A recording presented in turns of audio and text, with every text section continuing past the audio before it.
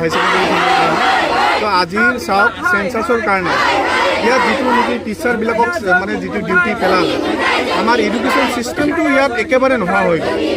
আজি চাওক বড়ো মিডিয়ামে কওক বা এছামিছ মিডিয়ামে কওক, আজি এছামিছ মিডিয়ামত এপ্ৰক্সিমেট 400মান ইয়াৰ ছাত্ৰ ছাত্ৰী আছে টোটেল হাই ছেকেণ্ডেৰীখনত। ইয়াৰ ভিতৰত এছামিছ মাত্ৰ টিচাৰ আছে 7জন। 7জনৰ ভিতৰত 3জনক এই চেঞ্চাছ ডিউটিত পেলালে। তাৰপিছত থাকিলে কেইজন?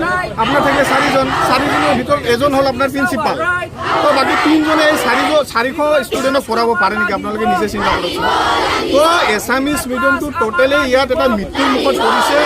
মই আজিৰ এই প্ৰতিবাদ লগতে আমাৰ এই সংবাদ মাধ্যমৰ জৰিয়তে আমাৰ BTC চৰকাৰ, অসম চৰকাৰ, আমাৰ চিৰাং জিলাৰ উপায়ুক্তগৰাকীক লগতে IAS গৰাকীক মই অনুৰোধ কৰিছোঁ যে অতি সোনকালে এই যিটো আমাৰ এডুকেশ্যন চিষ্টেম বা আমাৰ যিটো বেংকৰ হাই ছেকেণ্ডেৰী যিটো অৱস্থা এছামিছ মিডিয়াম তথা বড়ো মিডিয়াম অতি সোনকালে সমাধান কৰক। অন্যথা কিন্তু আমি ইয়াত বিভিন্ন ছাত্ৰ সংগঠনে একগোট হৈছোঁ। আমি গণতান্ত্ৰিক ইয়াতকৈ ভয়াৱহ আন্দোলন কৰিব ছাত্ৰ ছাত্ৰীৰ সমস্যাৰ কাৰণে।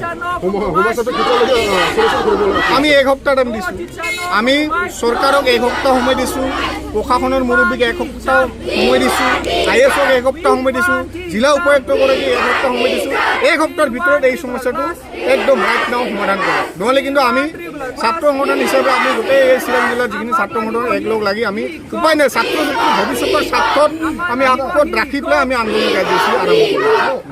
ধন্যবাদ।